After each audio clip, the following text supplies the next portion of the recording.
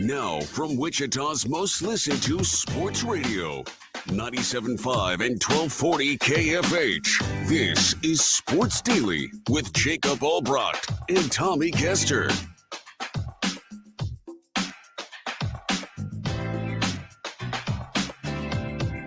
Happy Thursday, everybody, and welcome into Sports Daily. It is Jacob Albracht and Tommy Castor. It is Jad Chambers driving this ship for us.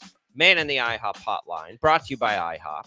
869-1240. You can visit IHOP, try the new If Movie-inspired menu flavors, like pairing a meal with a refreshing Blossoms Orange Sickle. It is open for you. You can also leave us comments on our video stream, which is available on Facebook, which is available on YouTube, which is available on X. You can find Tommy and I do a pretty good job of reposting that from X. So if you're looking around, just follow either of us on social media, and we'll get that out there for you too. If you are watching, you can leave video comments for us on the show. We do see those. We do take those on the air, put them up on the stream for the most part. If everybody's playing nice, not just nice in that you're not being mean to us. You can be mean to us all you want. But watch the language. We're not going to put that over there. So we have that for you. You can listen to us on the Odyssey app. Lots of different ways to take in the show. We appreciate it no matter how it is you're taking in the show. We've got a lot of good stuff coming on the show today, including our K-State insider, Tim Fitzgerald. K-State Hoops adds Achor, who we thought they were getting close on when we talked to Fitz last week. So I think we're looking at, generally speaking, what the class will be. They could certainly add more. But it's a pretty good-looking class. I've come way around on it.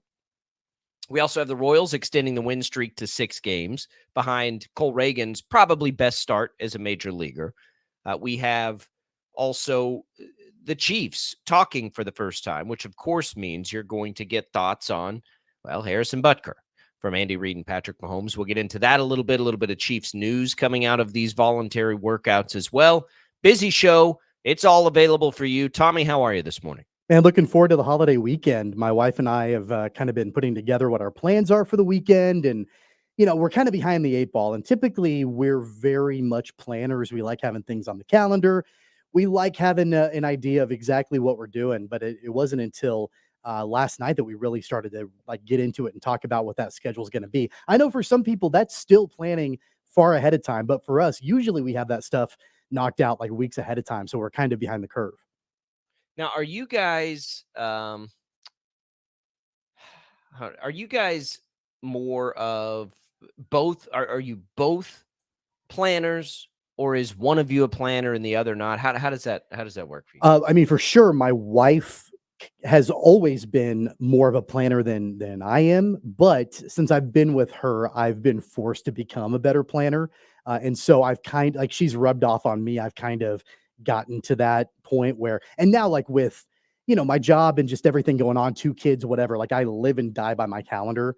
And so if it's on my calendar, and we have access to each other's calendars, so she's checking mine, I'm checking hers. I'm a lot more organized in that regard than I used to be. We are not. Well, we are now that we have a family calendar. You kind of have to be somewhat, but we're definitely not planners, or I'm not. And I would have guessed that you've come around on that.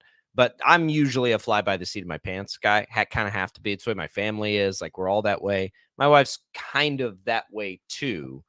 So we have dates on a calendar, but we're not necessarily planners. But it is a weekend to plan for. Plan for the weather, by the way. Saturday looks like it could get a little froggy. So watch that if you've got plans. I may get a little golf in over the holiday weekend for the first time. Tommy. Good for you. Crossing my fingers that holds up. Now, this is not me paying my beer debt golf, which is okay because I do need to I haven't even been to the range yet this year. So you don't want to potentially have to pay off a bet like that, just flying in cold. So we'll get that taken care of, get loosened up a little bit. I'm trying to play a little golf this summer. We'll see if that happens. My bet is it does not, but we'll give it a go. All right. We have, this should be a really fun show today because we got some interesting things to talk about. We like to dig into things. Neither of us are easily offended. I think we both try to look at things from a broad perspective. This Harrison Butker story is one that, I mean, I don't think anybody obviously saw this coming. It's one that has taken a an interesting, turn and twist, because it's gotten much bigger than an NFL kicker giving a speech at a small college, right? Like now it's one of those things, I guess, where you can call it going viral, you can call it wherever you want, where everybody either feels like they have to give an opinion on it or they're going to try to capitalize on the situation. And I don't mean that in a negative way. I just mean in a way that, it's in the news. Okay, here's what I think about this. We've gone through it. I, generally speaking, as long as you're not doing direct harm to somebody, don't really care what you say or think. It's not going to generally influence anything I think. Or, there was a time where people were allowed to say what they want, and we didn't agree with it, and that was not that big a deal. We shifted away from that, I think, in society. And anytime anybody said anything, it was like you get under the microscope and run them through the fire if you don't agree with everything they said. And I think we're shifting away from that. I think the Tom Brady roast is a nice little example of how that's loosening up a little bit, right? Well, Butker gets out and says these things, makes a lot of people mad. And it's pretty easy to understand why it makes a lot of people mad. And it fires a lot of people up in their convictions, quite frankly. Number one selling jersey, all these things. So it's out there. And now everybody's going to have a take on it. And maybe this was the intended consequence of Harrison Butker. Maybe that's why he feels compelled to do and say these things. I think a lot of it was taken out of context. I don't agree with a lot of what he said. I don't care about a lot of what he said.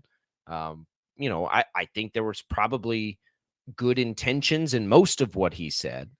And so you get comments now from everybody. Everybody's got to chime in, right? And some of the ridiculous questions that get asked because of it, we're beginning to get, I think, more real and honest answers from people. And I think a couple examples of that yesterday were Andy Reid and Patrick Mahomes. Now, Jad's got a lot of this audio cut up for us, but I think what we're seeing, Tom, and we'll play you some of the audio, is we're seeing a softening, right? Like, imagine if this was said 5 years ago and the reaction you would have probably had from the league. Whereas the reaction now from the league is they don't particularly care, and he's got the right to say what he wants. That would not have happened 5 years ago. So I think we're seeing this shift, and it's like you've got an NFL kicker giving a speech at a small college in a roast of a football player, that are sort of, I think, putting these things in the forefront. But it's been, I don't know. I guess I remember when this first came down, Tommy, I was sitting on set doing the 4 o'clock, and my co-anchor's like, Harrison Butker said something and people might be mad or something. I'm like, it's Harrison Butker. Like, who knows? I don't really, it's not, whatever. And then later that day is when it really took off and caught fire. And now we have this thing in the center of society, Tommy. It's been odd. Yeah, it really has been. And, I made my comments the other day on this show about what I thought about one specific part of what Harrison Butker said. The rest of it, I don't really feel equipped to comment on it. It doesn't matter. And right? it really, like you and I are in a unique position, just like a lot of other people that are in the roles that we have, where we do have a platform and, varying sizes of platforms. We do have microphones. We do have, all of that.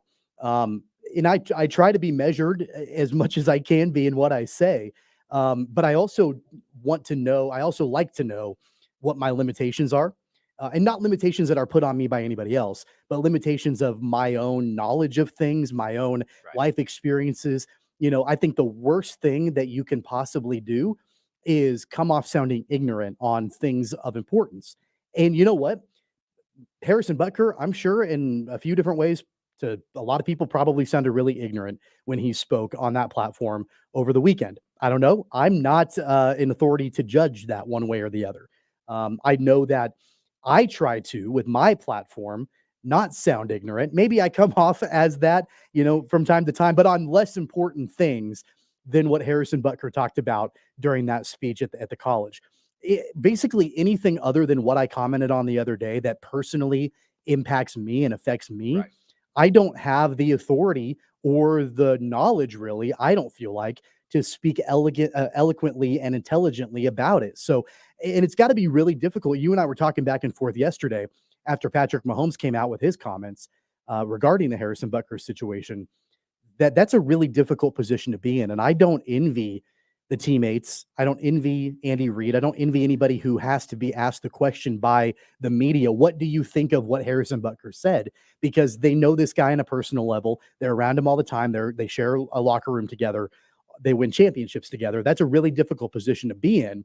I thought Patrick Mahomes did a really great job. He probably did a better job than I would have done had I been in his shoes. Yeah, look, and I think, again, I think it's this microcosm. Patrick Mahomes did a fantastic, and again, we'll play the audio in a minute. He did a fantastic job.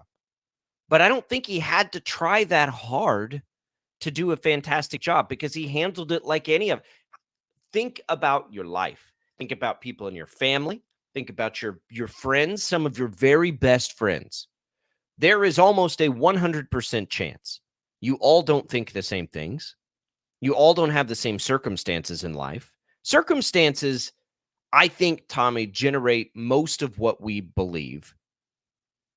And we all have different circumstances. So how on earth would we all think the same things?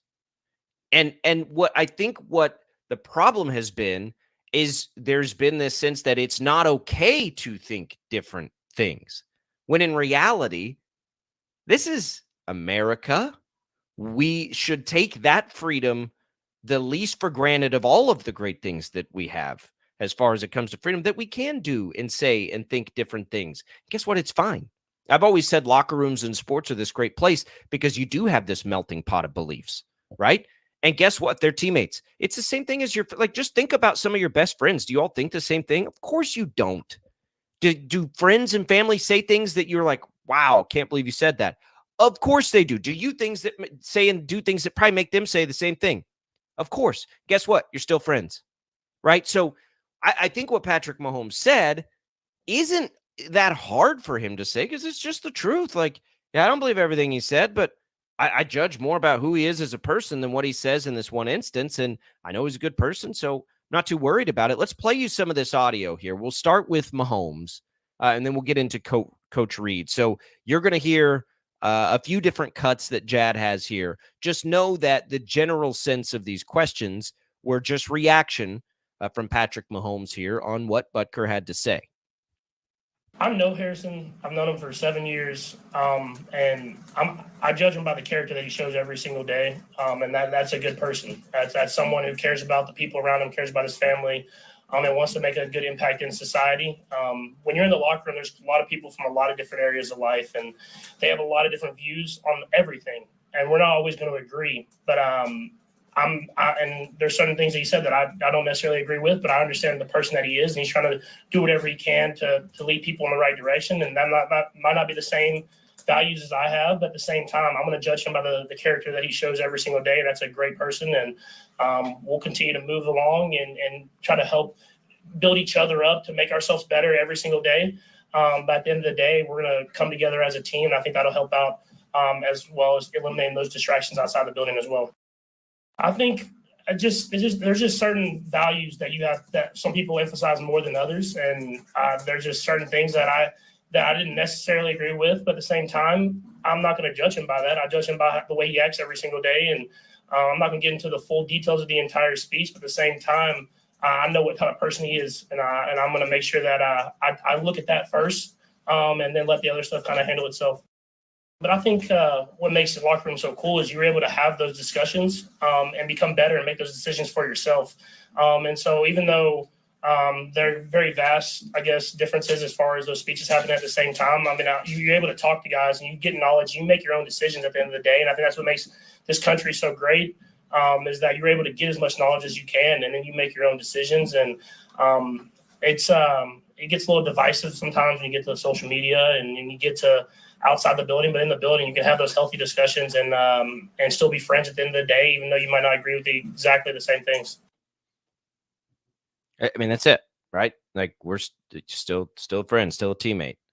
I wish that the statement from the NFL would have been this. I think this would be the ultimate landing spot is I don't care what Harrison, we as a league don't really care what Harrison Butker says in a college speech, right?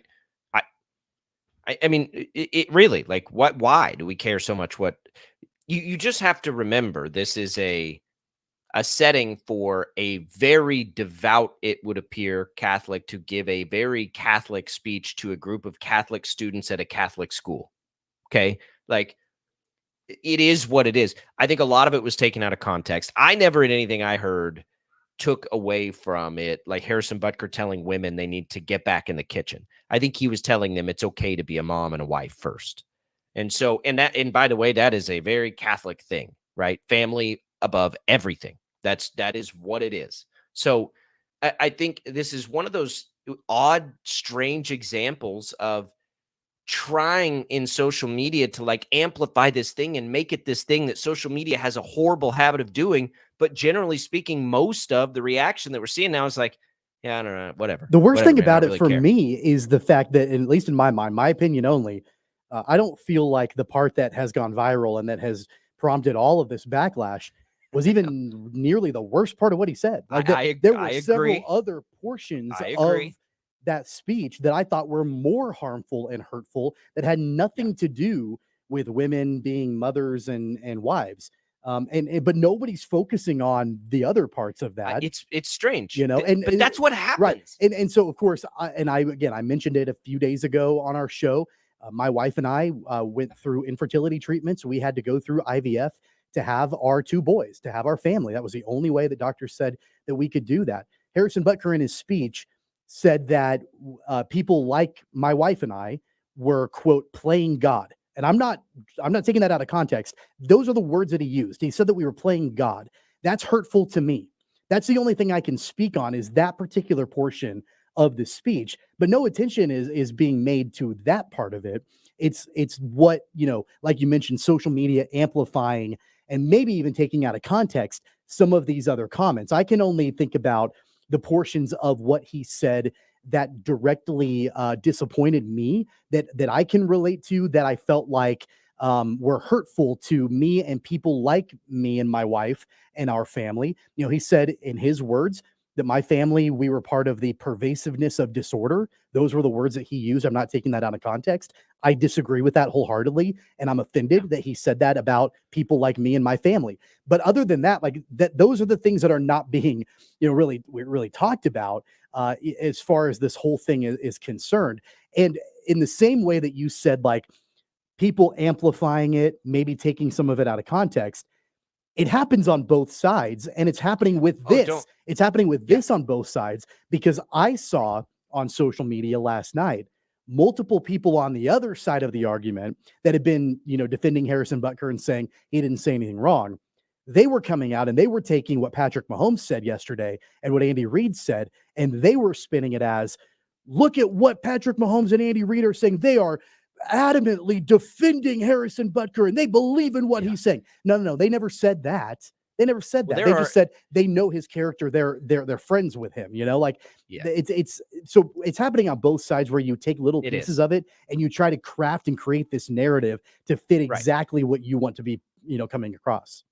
There are aggregators all over social media, both directions. If you have not noticed these changes, like in X, it has become blatantly obvious. You do a search and there's 95 of the exact same tweet from all these aggregators, right? Or somebody that's trying to like push this. I mean, it's wild.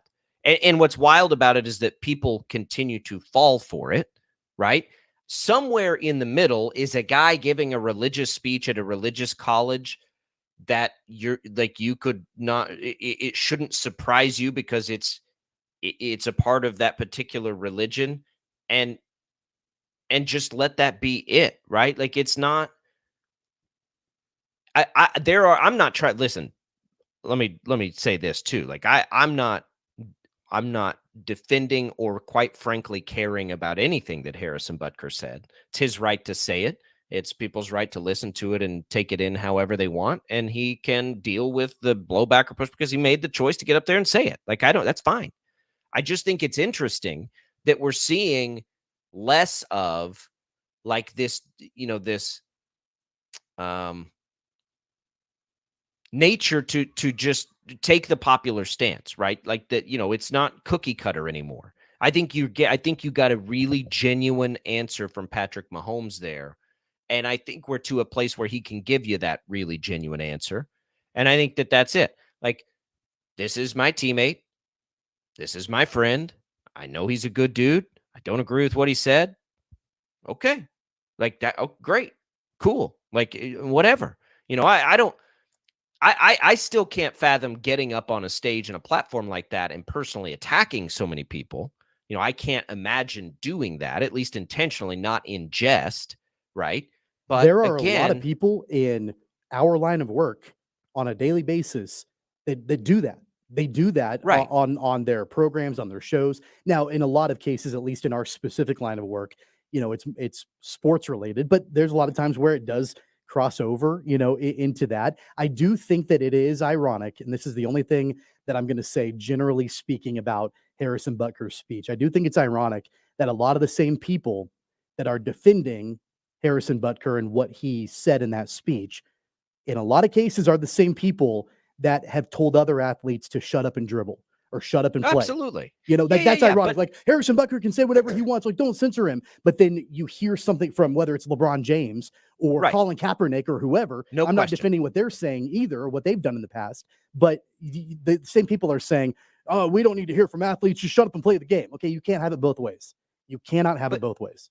But don't you think society, for most of us, are getting to the point where it's just like, shut up on social media and who cares? Let's move on with our lives. Sure. I think that's where there's we're getting. Fatigue that is set in big time when it comes and it's to good. It's necessary. That sort of thing. We need it badly. We need it. I think it's ironic, Tommy, that you've got, a segment of people to the flip side of what you just said, saying Harrison Butker should be fired and canceled, and the Chiefs should fire him and kick him off the team, but that are very much saying other college campuses need to be safe havens for people to, say things and do things right now to a particular race of people that are legitimately hateful and harmful. Like, which way are you going to have it? And look, you can't draw that line in the sand, because you're going to find yourself on the other side of that line and you're not going to like it. Right. So if you want, protesters to be able to be on college campuses, giving their geopolitical thoughts right now, then you cannot say Harrison Butker cannot get on a college campus and give his religious thoughts. That really shouldn't surprise anybody, by the way, if you just look up what the church feels about those things. Like, can't have both. Everybody gets to say everything. You also, I believe, have absolutely every right to say whatever the hell you want to say, whenever you want to say it, wherever you want to say it. But if you get that right, then you're also entitled to whatever consequences. You got to deal with consequences. You got to deal. Absolutely. When you're a child, like, I remember being taught, like, hey, if you say this or you do this, then there are these consequences that you have to live with. And you know what? For some people, the ends justify the means, and they're like, okay, I'll live with the consequences. It's fine. Like, I want to speak my truth, and if there are consequences, then it is what it is, and I'll deal with it. But also, and I'm not saying Harrison Butker feels this way. I'm sure that he probably very well knows, like, hey, look, I'm going to say what I want to say. Whatever the consequences are, I'll deal with them. But it doesn't mean that there shouldn't be any. Like, that's part of it. Like, you get the freedom of speech and saying what you want, but then you also have to live with whatever consequences come from that.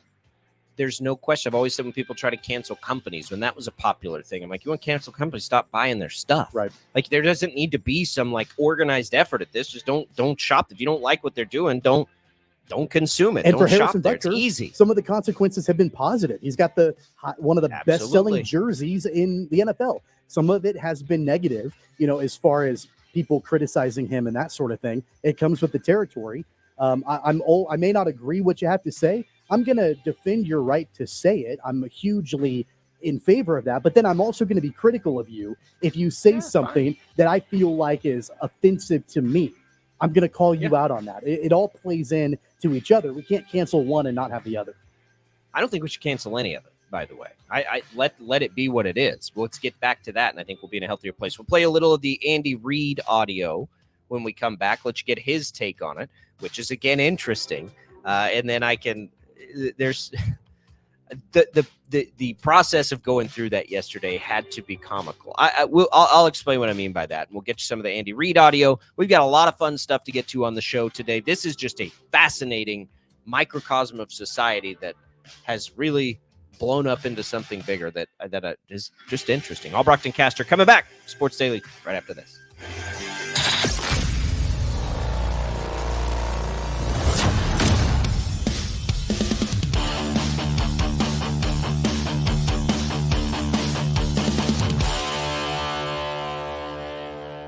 Sometimes people tell us, I don't get it, it's just tea. But let me tell you, we are so much more than just tea. With more than 25 flavors, the possibilities are endless. Come on in and try them all for free to find your favorite or get us on the go for your busy lifestyle. And don't miss happy hour every day for half-price cups of tea. So the next time someone tells you it's just tea, tell them to come by and find out why we say drink tea, be happy.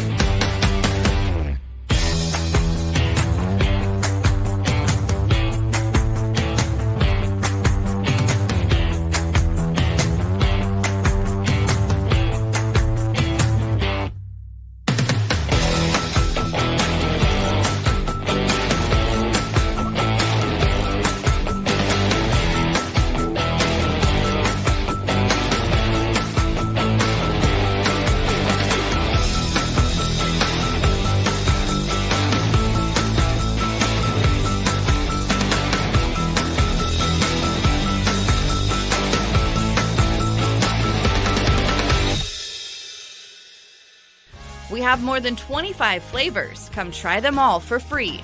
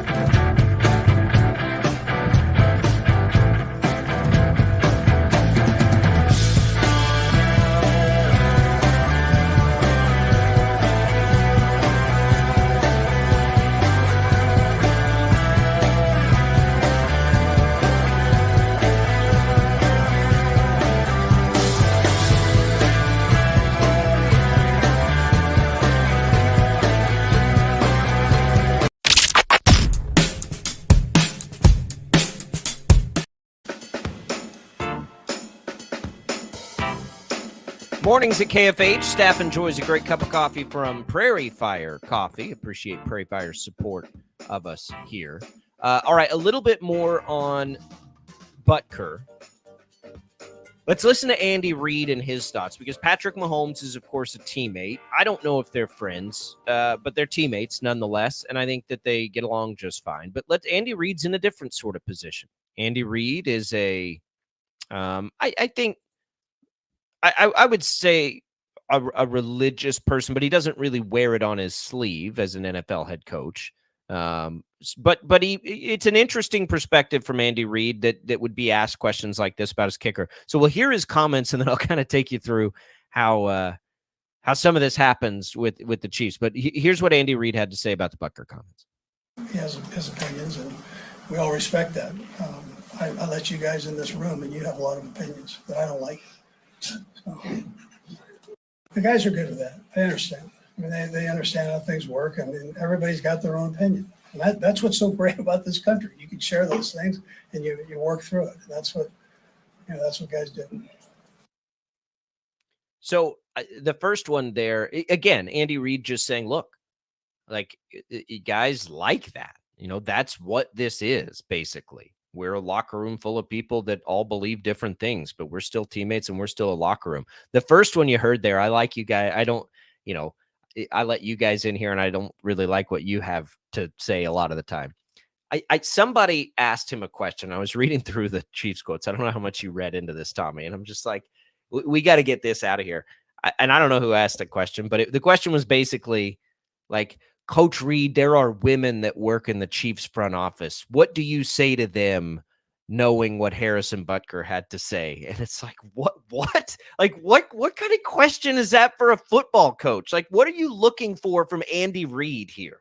Like, give me a break. You want to know why these guys get so annoyed? Like, what are you talking about? Why would Andy Reid need to approach any woman in the Chiefs front office to discuss what Harrison Butker had to say? Like, come on. That's not a stop. question that you would form an oppressor to talk to a head coach as a reporter. You wouldn't do that. I can't. I just can't handle it. Like, what? Does Andy Reid? Are there women on the team? Are there women in the locker room Andy Reid needs to worry about? Like, what are we doing here? They're looking for sound bites. They're looking for something consumable from Andy Reid. Some way to lead off a newscast or put it as a headline in an article or whatever. That's the whole point of a question like that. I am more interested, and I know that Andy Reid talked about it at a different point in his press conference. I'm more interested in knowing about how are they handling the Rashee Rice situation. I know. How is Andy Reid reacting to the fact that he's had multiple players arrested this offseason, and it's been an offseason filled with tumultuous times and things like that, even beyond Harrison Butker. Those were just words. Rashee Rice almost killed people. That's what I'm more interested in hearing about from a head coach. How do you get your team together after having an offseason so far that has been full of controversy and legal issues with your players? That's what I want to know more about from my head coach, not about what do you say to women in the front office regarding what Harrison Butker talked about in his speech. 100%. And that's the other thing too. Like, of all the things in this offseason that people like, what Rashee Rice did was dangerous. People almost died. People very easily could have died. Bad decision, and then other bad decisions. That should be far more concerning, I think, to the general public than a speech. Now, I don't mean to downplay people's concerns about the speech. That's not what I'm trying to say at all. Like, trust me. Like, you again, people can think, you can react. We're all different, right? So obviously things are going to hit us a little different. What I'm saying is, like, if you're looking for the attention of a head coach, like, that probably is going to be a far greater concern to him when when a player is making bad decisions and potentially flushing their life down the toilet. Like, that's where probably and Mahomes talked about Rice too. And they just said they're trying to get him on the right track and teach him and help him understand these things. And that's fine. But, all of these things have made this perfect storm of a shift, I think, and I think it's a positive shift for us to stop being so angry all the time at each other, right? And I think that's needed desperately, and it's healthy. And man, like, let's just all take a step back and think about the different circumstances we've been dealt or we have chosen in life, and understand that we're all going to think different stuff about different things, and that's perfectly okay. And we're going to all get together on a Sunday and root for the home team and high five, and who cares, right? That's it. And I think we're getting back to that point. And I think that's a good thing, and I'm very happy for it for us all in society. Well, and I really would have rather heard from Andy Reid and Patrick Mahomes about their plans to go for a third Super Bowl in a row. Like, that would have been those are in distractions. an ideal world. That would have been great if the pressers were about that sort of thing, and about the acquisitions of Hollywood Brown and drafting Xavier Worthy and all of these, other things that they've done throughout the offseason to try to get themselves back in a place to win a championship. You used the word distraction. That's exactly what all of this has been. Yeah. Whether you're talking about Rashee Rice, the multiple situations, I know we mentioned Wanya Morris, Harrison Butker, doesn't matter what, I mean, they're all distractions. And do I think that those distractions get into the day-to-day minutia of practicing and, acclimating yourself with your team? No, I don't think that really plays into it a whole lot, but I do think that it takes away attention externally from the goals that everybody has and what they want from the Chiefs and what they expect from the Chiefs, to then focus on things that you really would rather not have to focus on.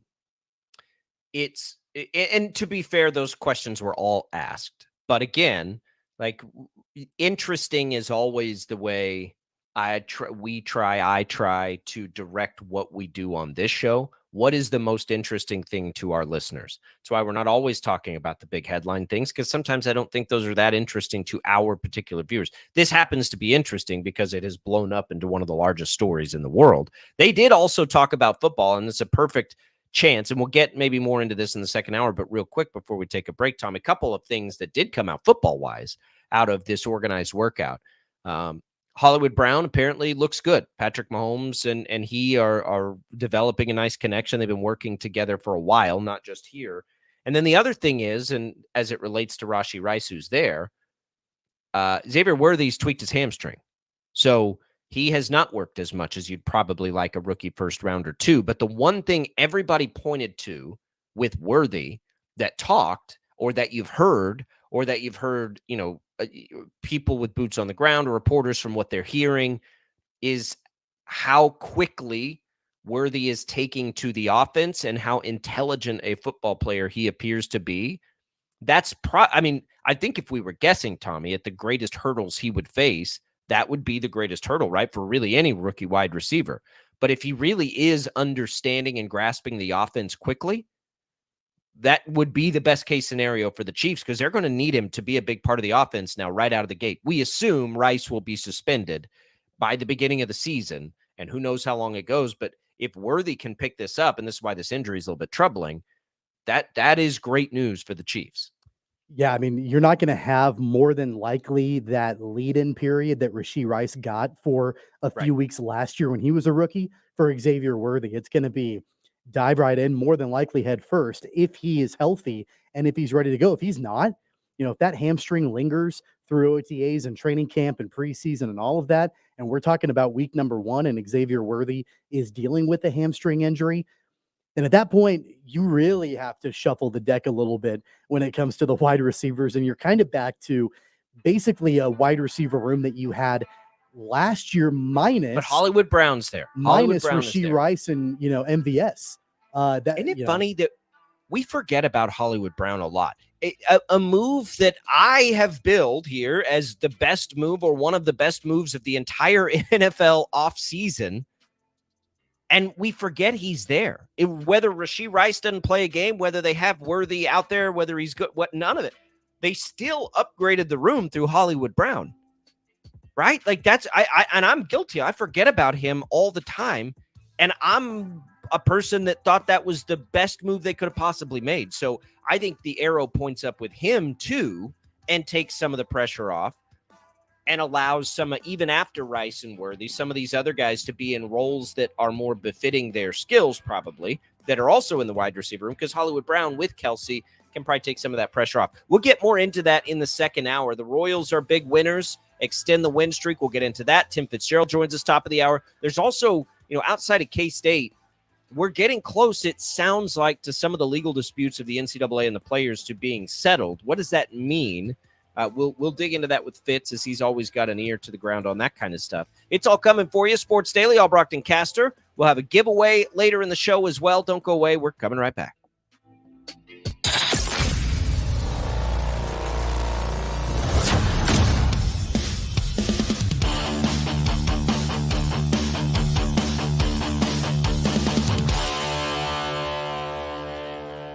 Sometimes people tell us, I don't get it, it's just tea. But let me tell you, we are so much more than just tea.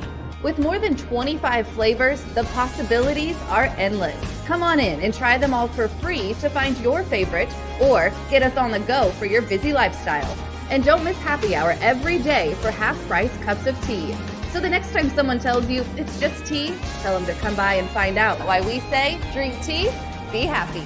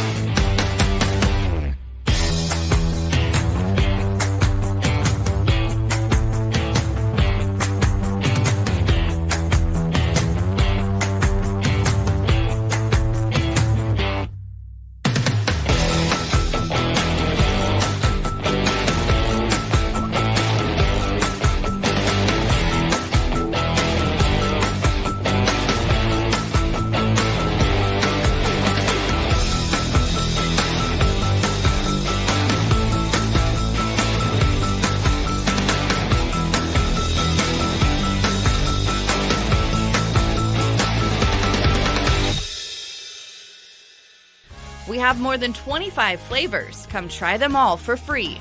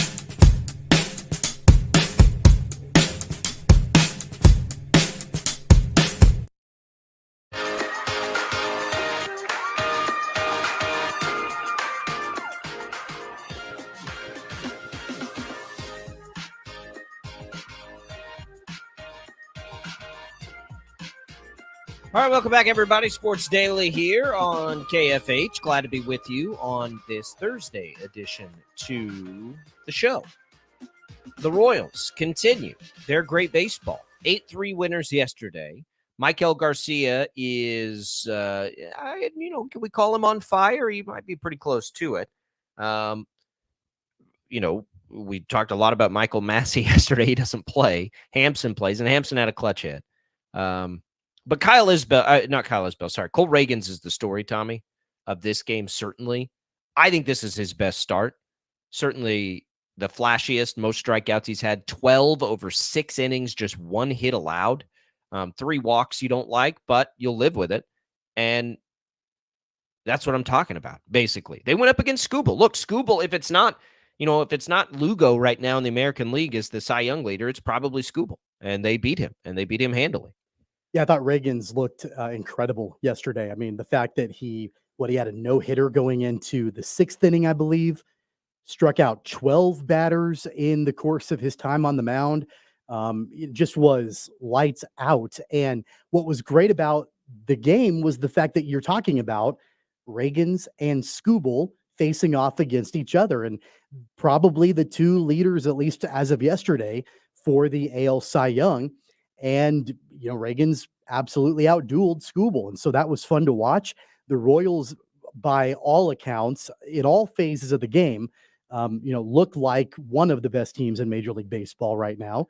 I think the only thing that I think is really unfortunate about this hot run for the Royals is that the Guardians are just as hot right now. And so, the Royals and the Guardians have matched wins and losses over the last, I think, 9 or 10 games. They've got the exact same number of wins and losses. So the Royals haven't really been able to gain on the Guardians in the division a whole lot.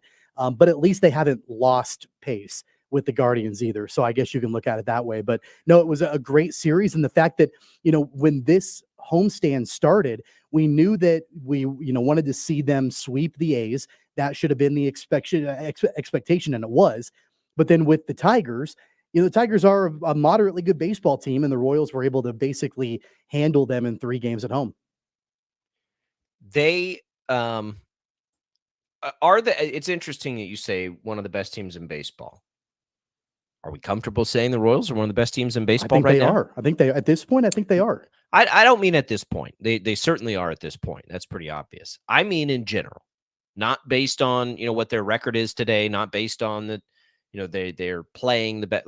In general terms, are the Royals one of the best teams in baseball? Yes, I would say yes. There is a staying power baked into that question that we have to think about. Right now, by record, they're not the best team in their division. Just so happens that the Guardians are one of the best teams in baseball this year.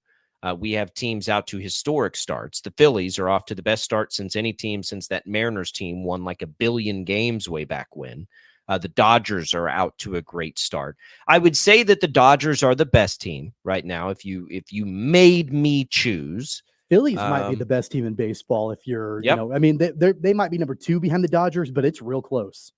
I think those are 2 in the mix of that conversation. I think you can put at this point. I think you can put the Yankees there, and the Royals. I mean, I do. I know the Guardians are ahead of them, and I know our colleague Jeff Lutz won't like to hear it. I'm having a hard time with the staying power of the Guardians, and I hope I'm wrong because they're a small market team, and I want them to be successful. If you're giving me roster for the long haul of this season, basically, I would take the Royals there.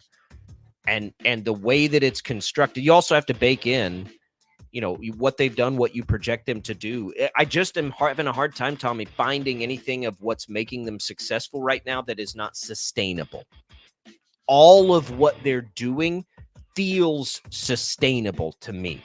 There isn't some lucky thing that's happening for them. I think the pitching for sure is something that, if you can stay healthy, that can be sustainable throughout the year. I don't think that really what we've seen offensively over the last 6 games, you can maintain it at that clip. But as long as it's an improvement from what we saw 2 or 3 weeks ago, consistently from the Royals bats, then at that point, I feel better about where they are on the offensive side of the ball. The Royals are probably a league average offense that have been playing well the last week. But if you project them out to a league average offense, which I think is fair, I think that's enough for this all to be sustainable, because you can't predict injury. It's impossible, right? You can't do that. So looking at the collection of pitchers based on what we've seen, it just, I don't know. I can't find a reason why it won't be able to continue at this clip. And if that happens, they're going to be there in the end. We'll talk more about that in the second hour when we return. Tim Fitzgerald joins us. We'll talk about K-State, hoops mostly, maybe a little football. And I want to get his take on some of the rumblings around college athletics as a whole, because we're about to get a settlement that could change everything. We'll do it all next on Sports Daily.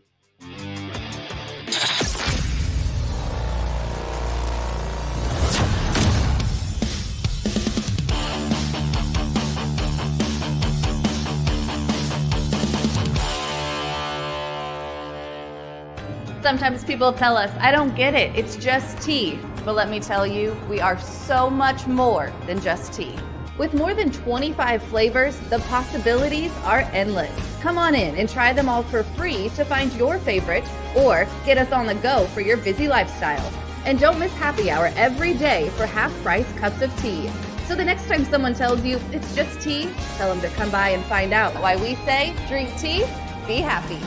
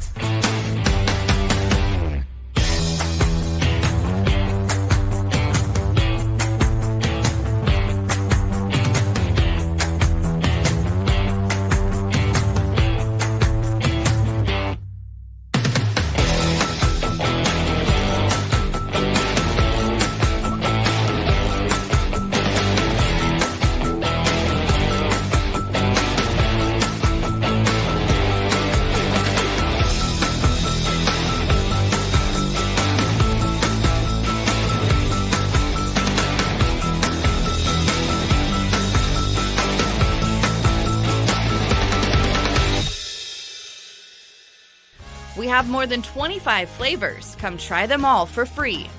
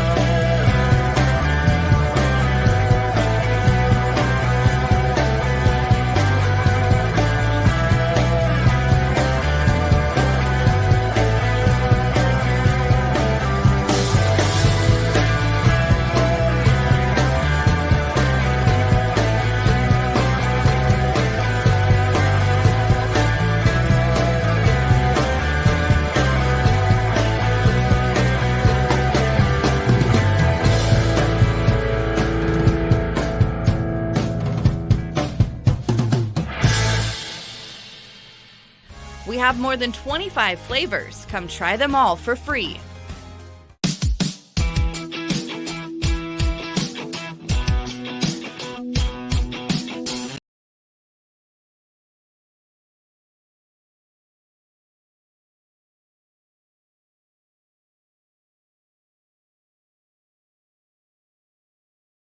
Now, from Wichita's most listened to sports radio, 97.5 and 1240 KFH. This is Sports Daily with Jacob Albracht and Tommy Castor.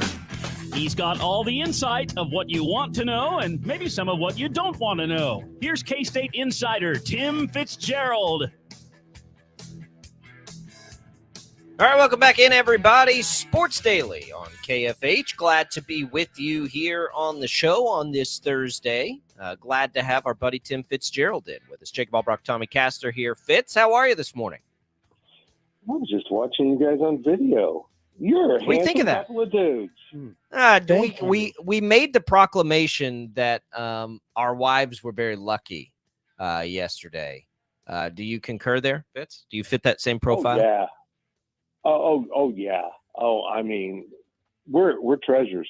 I think the three of us can agree on that, and we should be cherished. Yes. I agree. Well put. Tommy, by the way, you catch a little hot water for that comment yesterday? I did, yes. Somebody, I don't know who it was. Somebody told my wife that Boy. I was a trophy husband based off of our program from yesterday. And so, not that she listens to the show, but somebody told her about it. Hey, did you say that you were a trophy husband? I'm like, I don't know what you're talking about, honey. Yeah. So we have a narc in our midst. Yeah, I don't of know who it those is. out there. I know. Off limits. The things that we say in confidence here, because we know our wives would not waste their time listening to us, are meant to stay here. Narcs. This is a safe zone. You got to be. It is a safe place. This is a safe space here, please, or we can find ourselves in a little hot water. Fitz, Achor. You mentioned last week he was on the radar. They get him. He is a guy that we are relatively familiar with because, of course, Samford played KU and he had a pretty good game. I'm telling you, I think this class plays, and I think this class is looking good. I think it seems to me, and again, this is on paper, and who knows with the transfer portal. So full disclosure, but I think these pieces will fit together nicely from what we've seen out of this group. Yeah, it's interesting watching him construct this. And, of course, he still is looking for a more true post player, but also an athletic one that can run the floor. Not many of those are laying around, to be real honest. But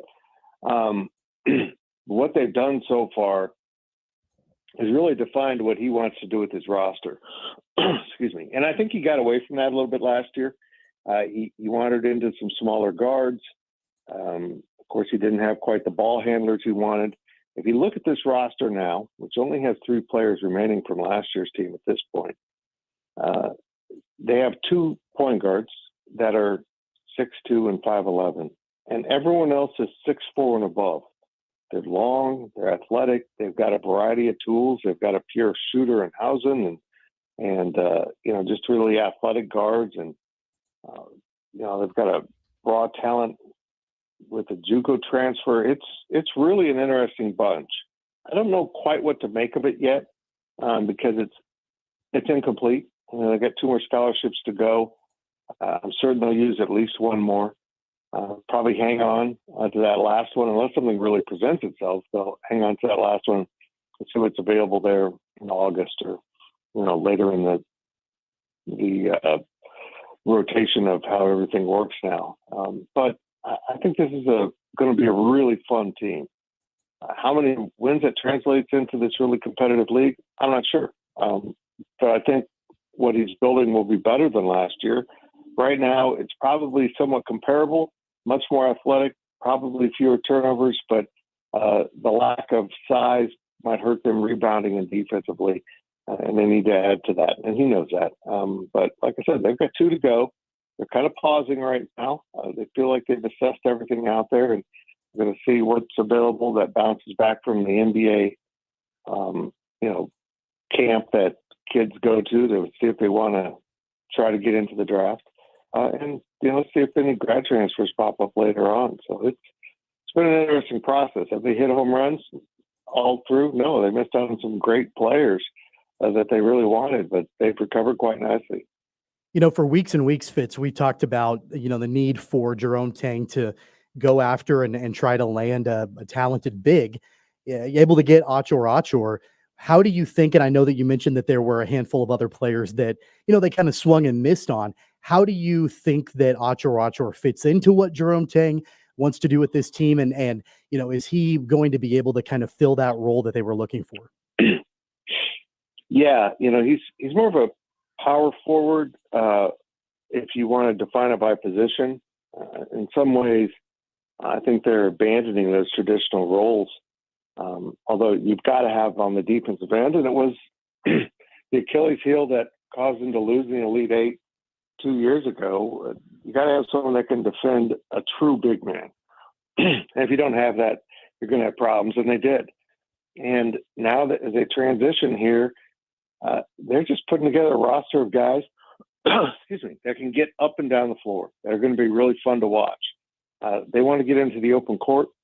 They want to turn the ball over. They want to get back to that kind of exciting brand of basketball, because on top of their troubles last year, they really ended up slowing it down a little bit more than I think what Jerome Tang would like to, because they just turned it over too much in the open court. So we'll see how it all plays out. You just don't know how it's going to fit together, but I know he likes what he's got quite a bit right now. And when you look at this roster, you're not really sure who will start, because they're all kind of got their own lane or their thing that they can bring to the team. So it's going to be very fascinating to watch him piece this together into a rotation. So I know, like, are we done here? What is your on a splashy? Do they have room to add anybody else? Where does the roster sit? And do you think there's another big addition that will come? Yeah. As I said, they're at 11. They got 2 open. I mean, one of them could be Arthur Kaluma coming back out of the draft process, but they're not holding a scholarship for him. And he's aware of that. If they find the players they want, they'll use them. And that's just kind of where it's at. But certainly finding an athletic big to kind of bolster that. And they lost both of their true centers off of last year's roster. David Casson comes back, and he played more on the outside last year, which honestly isn't necessarily his thing, I don't think. He was really good in his first year at Kansas State, Jerome Tang's first year too, of being a hard matchup in the post. But again, certain players, I mean, you got to have someone to bang with Hunter Dickinson. You just do. And you got to have a couple of them, because they're going to get fouls.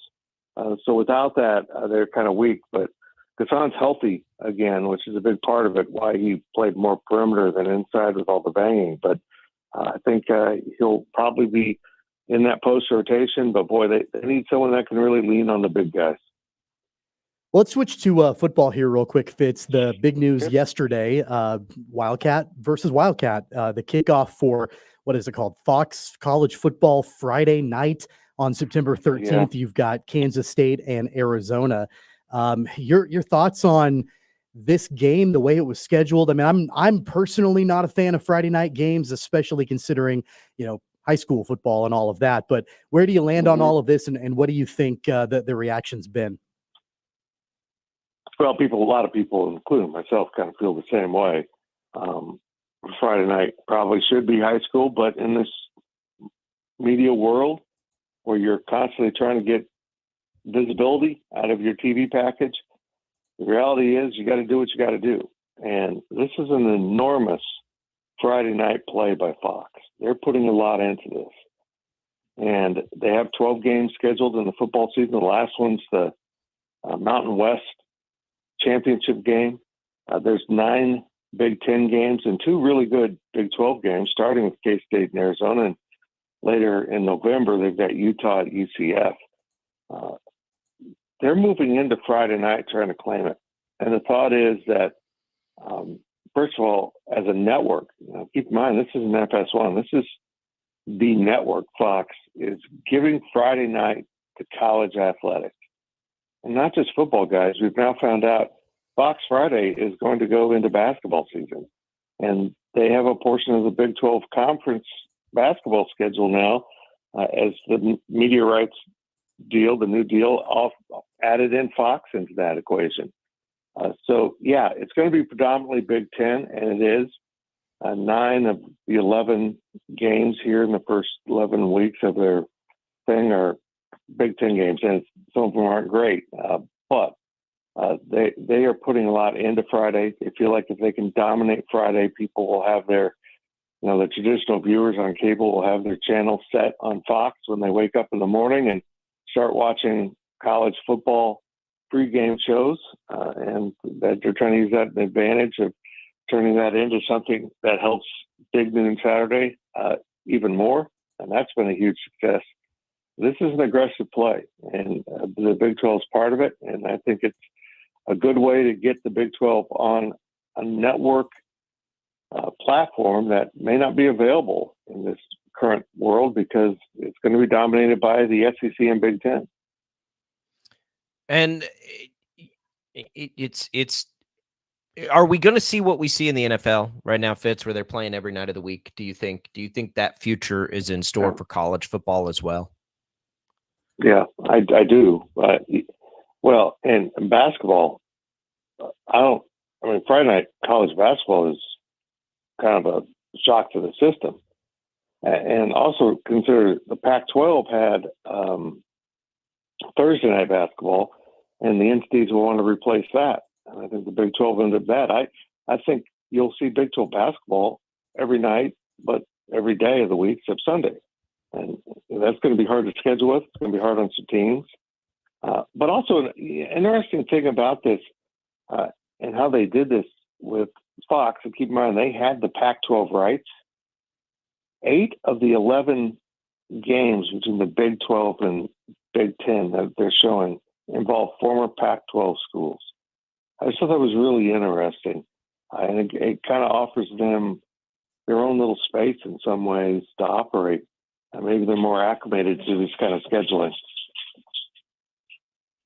As far as Fitz, when it comes to the way that things have kind of gone about this offseason, and we've known about the different transfer portal additions. Of course, Dylan Edwards kind of leads that transfer class for Chris Kleiman, and then some of the other players coming in. Now that we are, getting into summertime, and we're going to be talking about, the workouts and then, off-season work and getting ready for this upcoming season.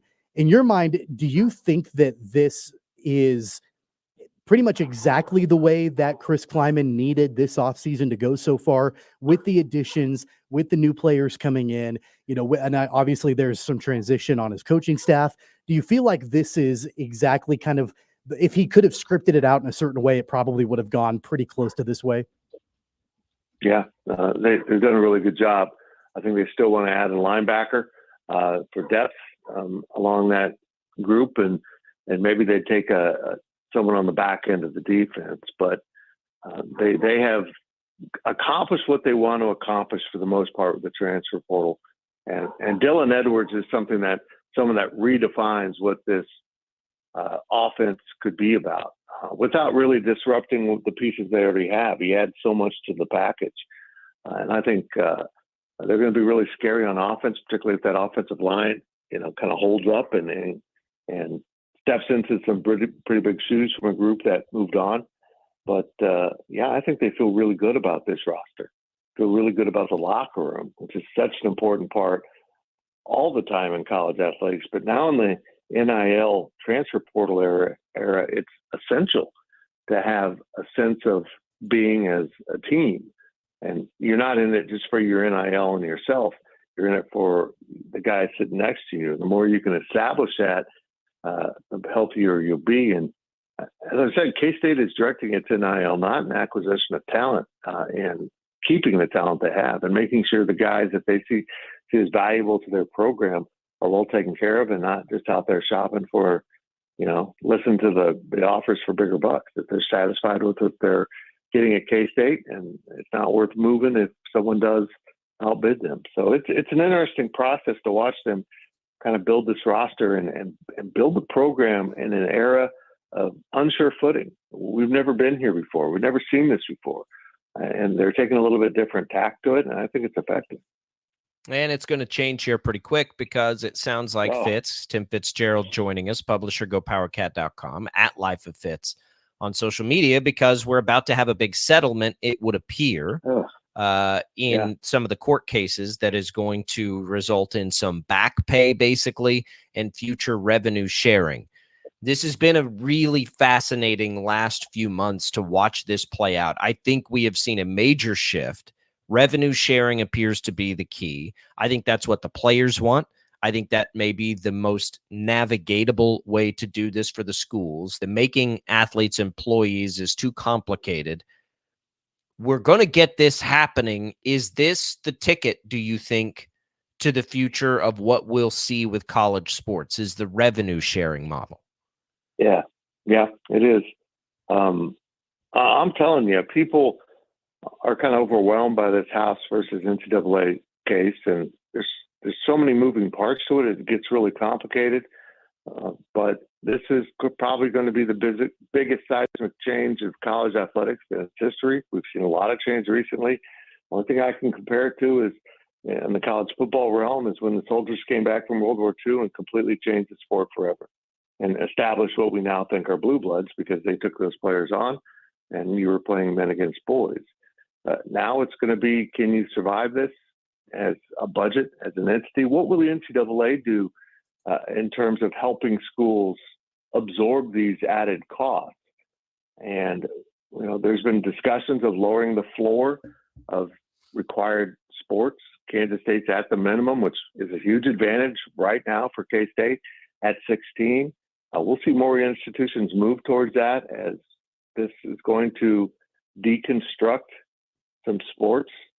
I've said it over and over. The irony of this case is House is a swimmer from Stanford who sued for an inability, during her time to make money as a student athlete, and every other thing was attached to it. Every other case was attached to it.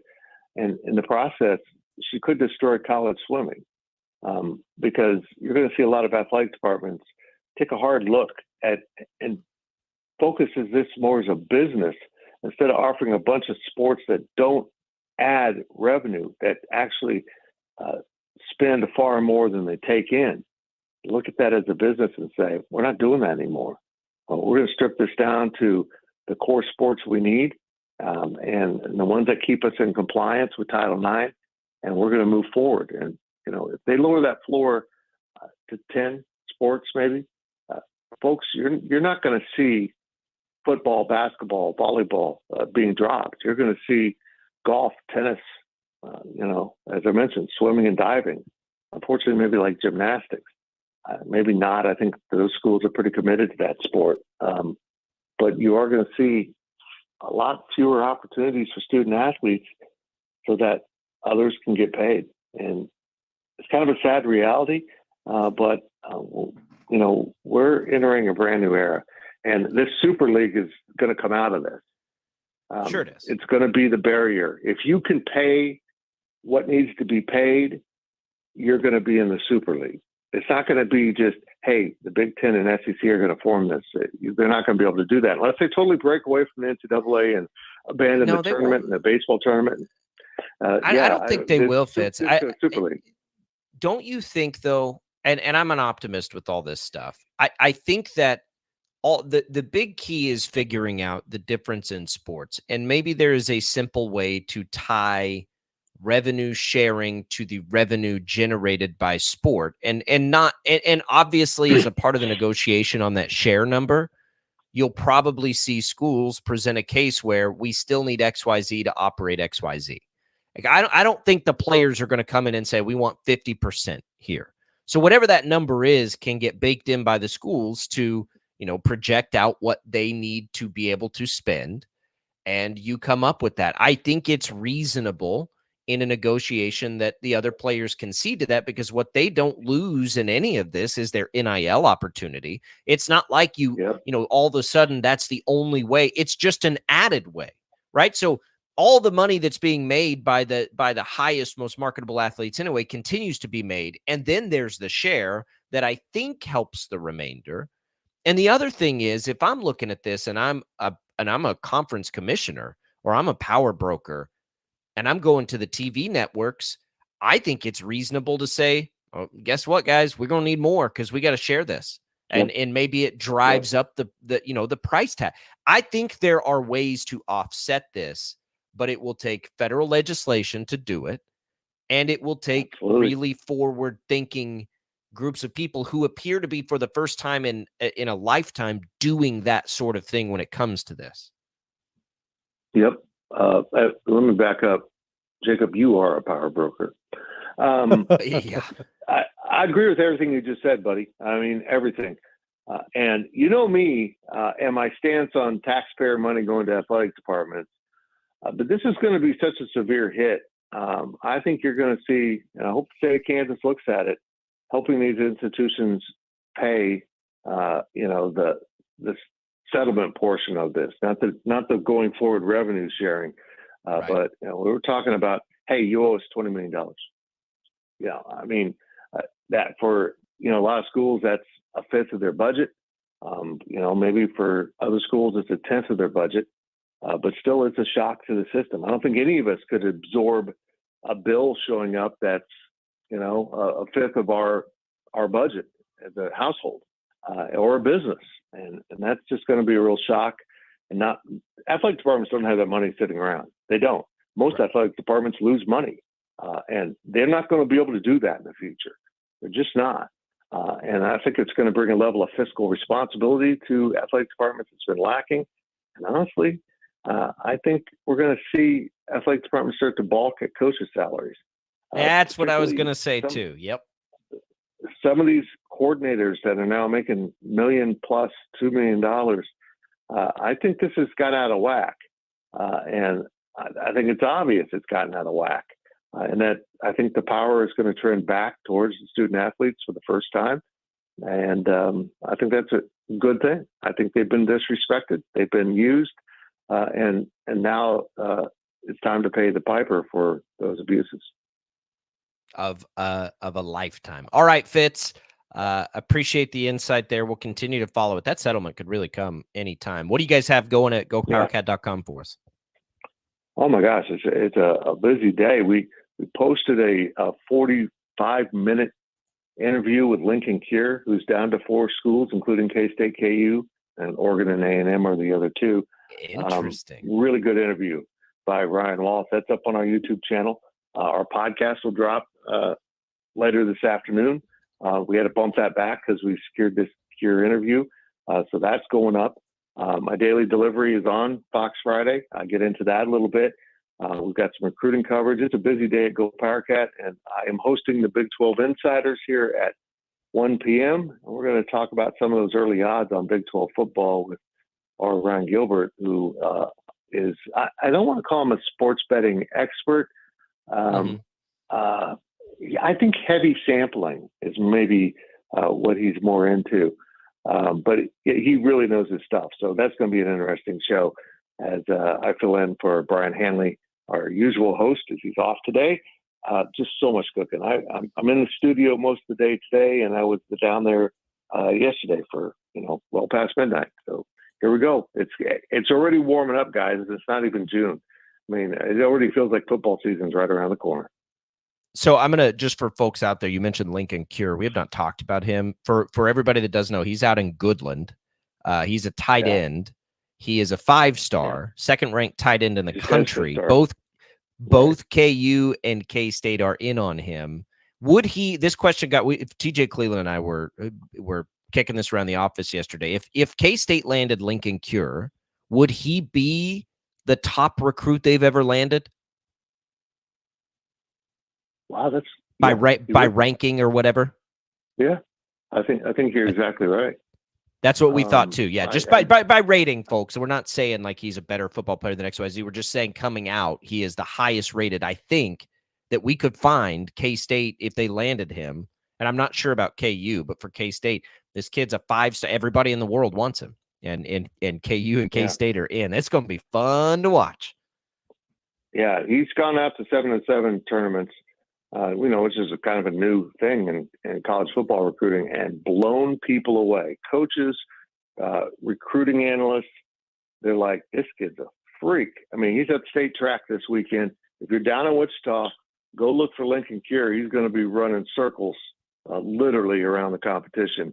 He's incredibly big, fast, strong, athletic, great kid, very intelligent, and really humble person. He told us flat out, NIL's not his motivation at all. He's not going to get caught up in the dollars.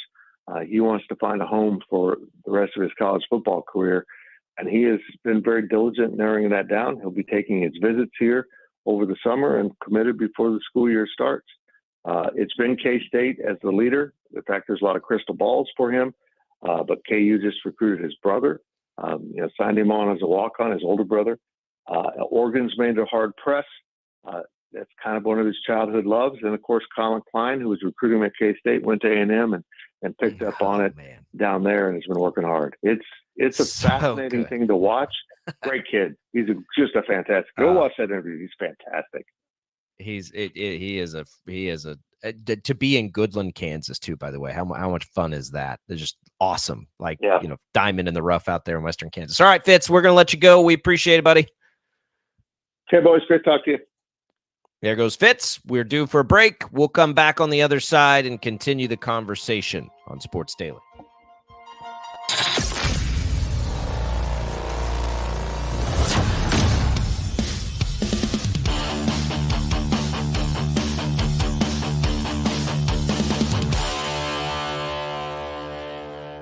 Sometimes people tell us, I don't get it, it's just tea. But let me tell you, we are so much more than just tea. With more than 25 flavors, the possibilities are endless. Come on in and try them all for free to find your favorite or get us on the go for your busy lifestyle. And don't miss happy hour every day for half-price cups of tea. So the next time someone tells you it's just tea, tell them to come by and find out why we say drink tea, be happy.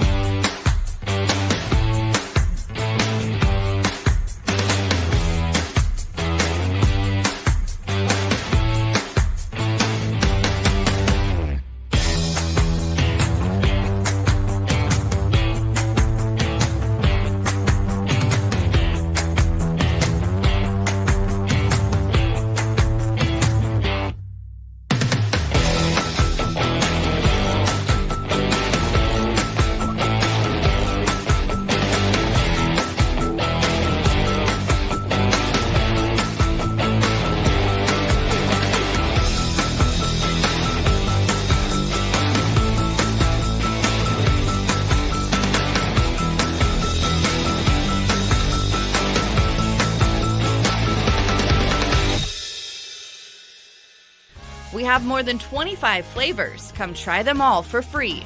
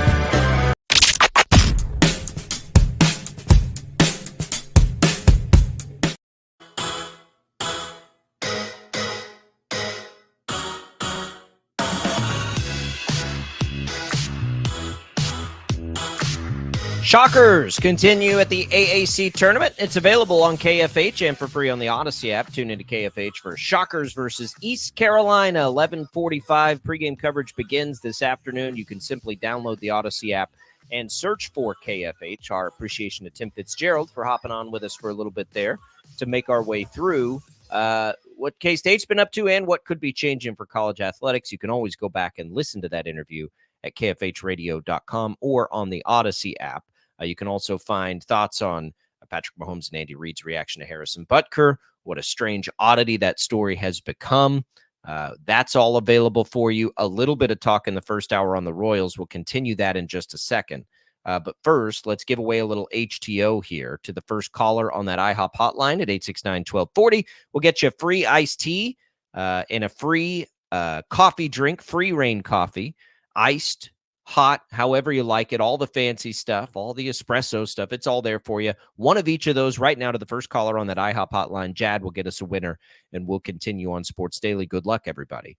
Tommy, the Royals yesterday, we got into this just briefly at the end of the first hour, and the question came up, and we can revisit it now. Are the Royals one of the best teams in baseball? Now, we don't mean right now. We don't mean this second. We mean flat period in general terms. As we look at this thing holistically this season, are the Royals currently constructed one of the best teams in Major League Baseball? They certainly aren't the highest payroll. They certainly don't have the most dynamic offense, although I think it's maybe slightly more dynamic than we might give it credit for. But they might have the best starting rotation top to bottom in baseball, and I think their bullpen is serviceable.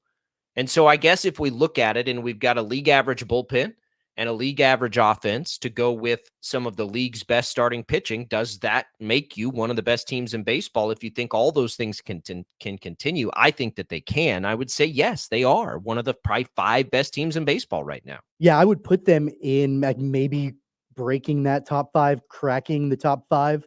I think 5th is probably fair. Definitely, I think it's okay to say they're one of the best teams in Major League Baseball, the way that they're constructed. And you know what? I think if they are able to address the needs that they have, which, you know, we've talked about at length, if they do that sooner rather than later, we could be talking about them being the 3rd best team in Major League Baseball or the 4th best team. Are they ever going, like this season, are they ever going to be better than the Dodgers? No, probably not. Are they ever going to be better than the Not Phillies? on paper, no. Right, no, probably not. But I do think that they can at least get into that 3rd spot if they address some of the things that they need to do. And that's okay. And that doesn't mean they can't win a World Series if they're not the best team. We're just talking about the roster and the way it looks. And all of this is really about what they need to potentially still do. I really don't think it's a lot. There was something out there yesterday or recently about the potential for Vladimir Guerrero Jr. and would the Royals be a good destination for Vladimir Guerrero Jr.? And I think he's a flash name that would obviously get anybody excited. I believe he's got a couple of years of control left, so you'd basically be getting him for 2 years. I don't think they would get him, long term. And while I love that player as much as anybody, I'm not sure where he would fit because you need Salvi to be able to DH. Unless Vinny Pasquantino could get included in a trade like that, and would you be willing to do that as a Royals fan? Would you be willing, to give up Pasquantino to get somebody like Vladdy Jr.? And I think it's an interesting question. I don't think they need to go that big, though. I think they can roll with these players that they have, try to upgrade just a little bit in a couple areas, and that's the best path for them. That's the best balance for them, present versus future.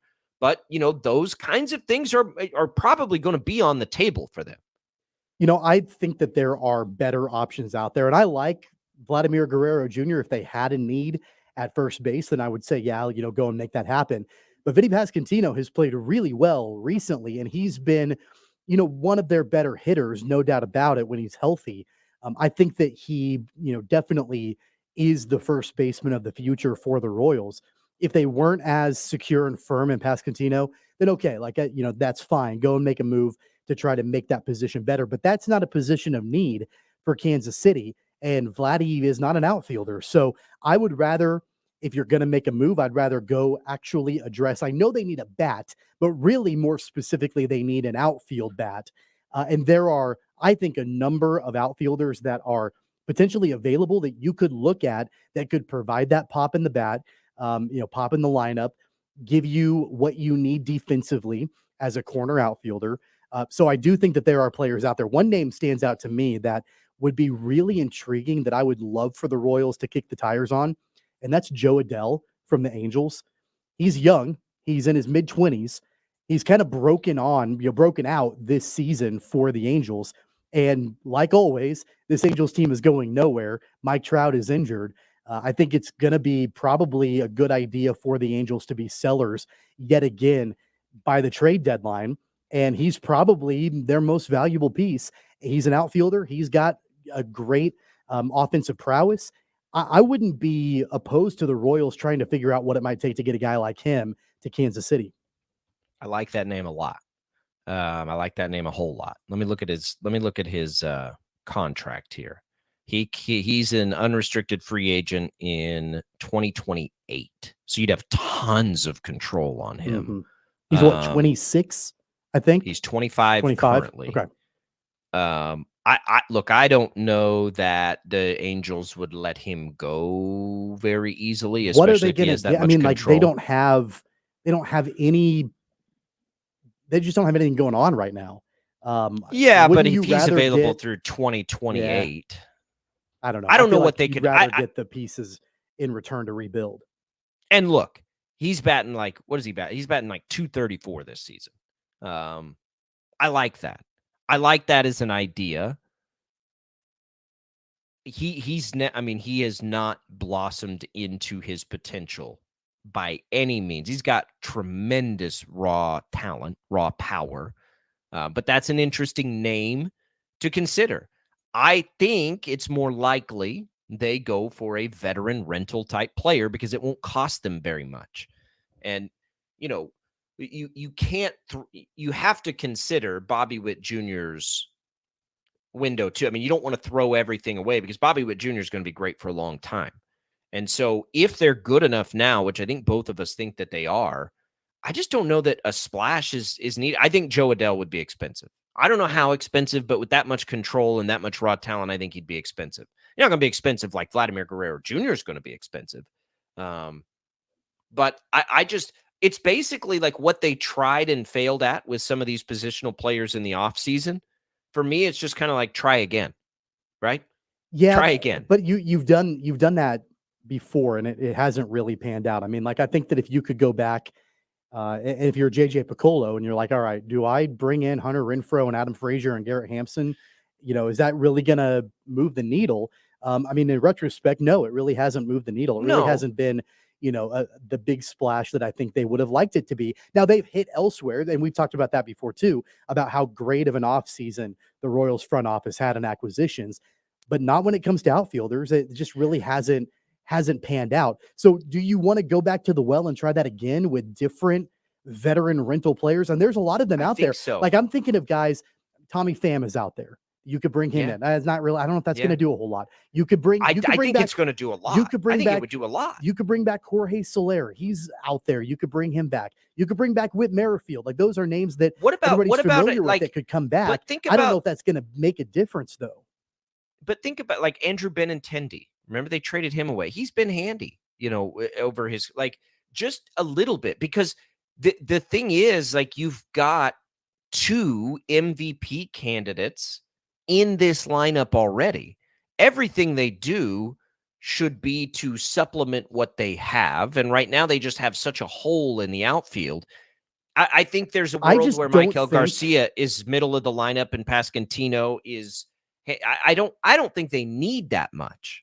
I just don't think, if I'm thinking about the Royals winning a championship in 2024, if that's on the table, and if they want to go all in and go for broke to try to make that happen this season with the talent that they've acquired, do we really think that even a slight upgrade from Adam Frazier to Tommy Pham is going to be the difference between the Royals winning a World Series and not? Because I don't think that makes that big of a difference.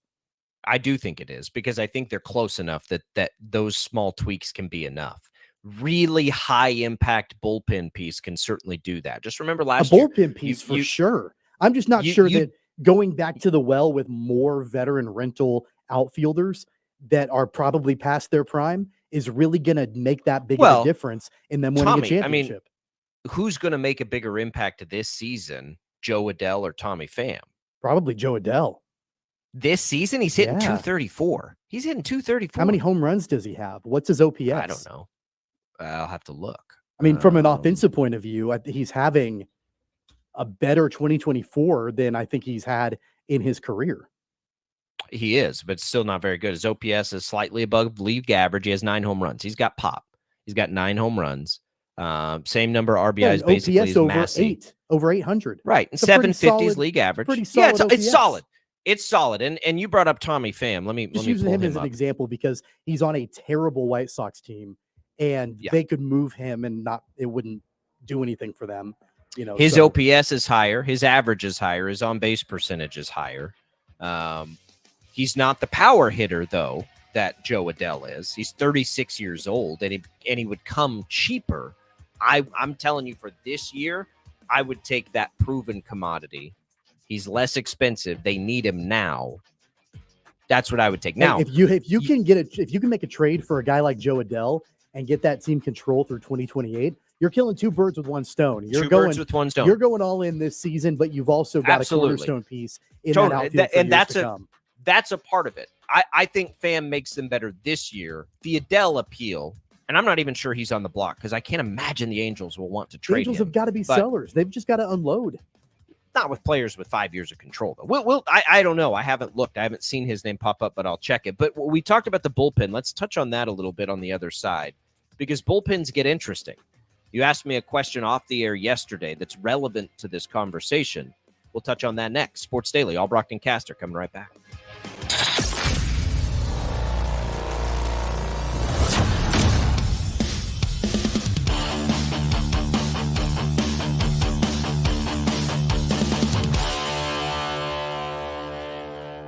Sometimes people tell us, I don't get it, it's just tea. But let me tell you, we are so much more than just tea. With more than 25 flavors, the possibilities are endless. Come on in and try them all for free to find your favorite or get us on the go for your busy lifestyle. And don't miss happy hour every day for half-price cups of tea. So the next time someone tells you it's just tea, tell them to come by and find out why we say drink tea, be happy.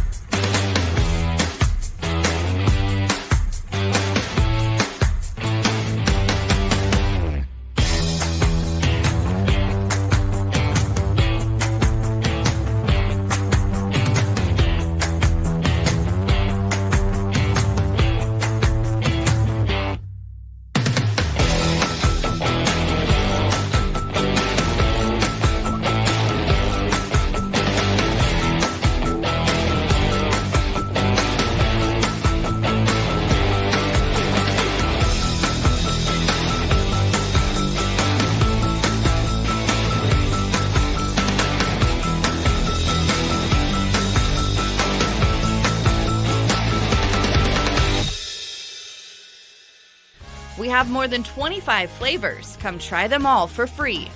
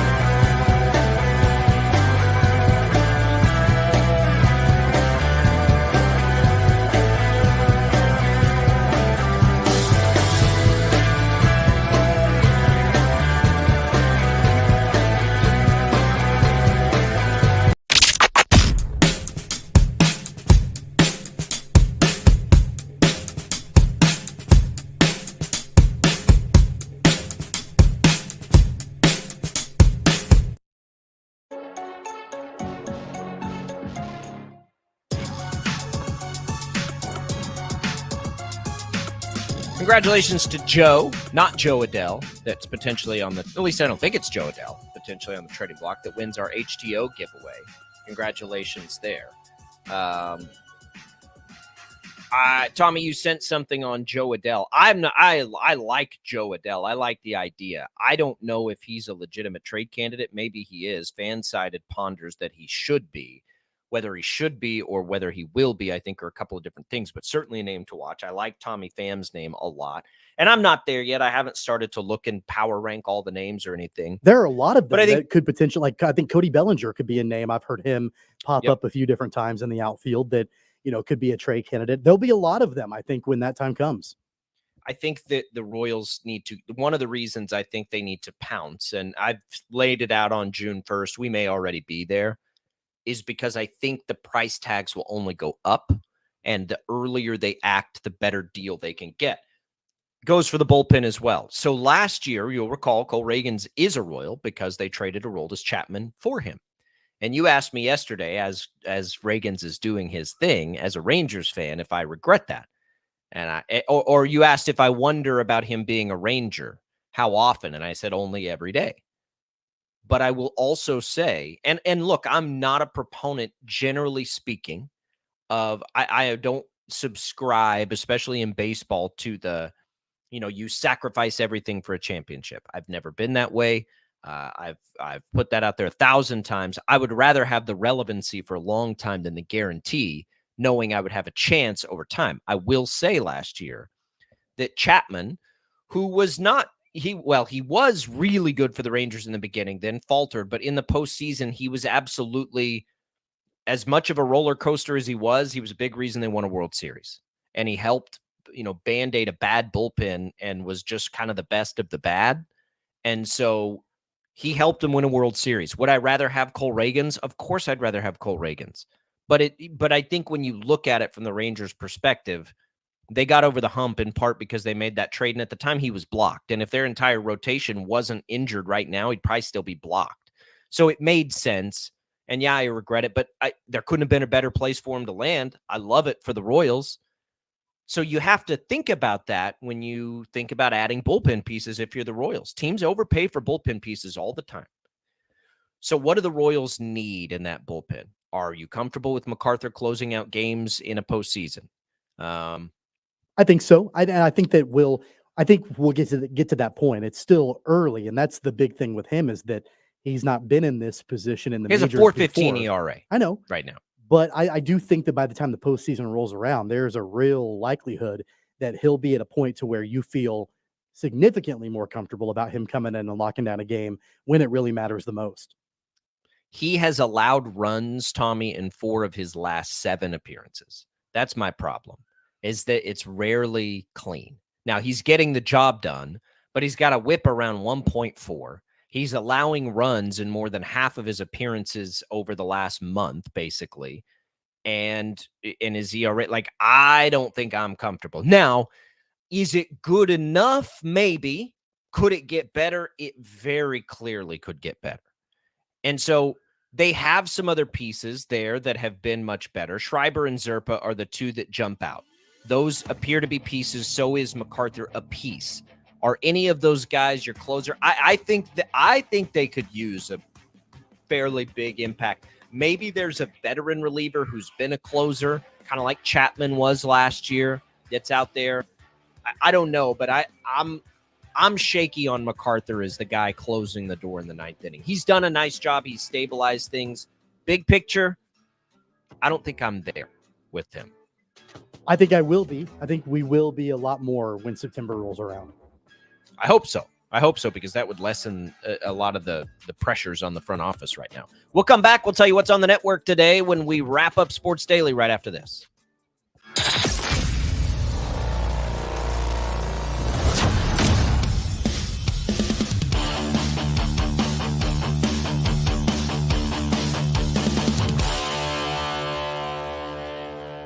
Sometimes people tell us, I don't get it, it's just tea. But let me tell you, we are so much more than just tea.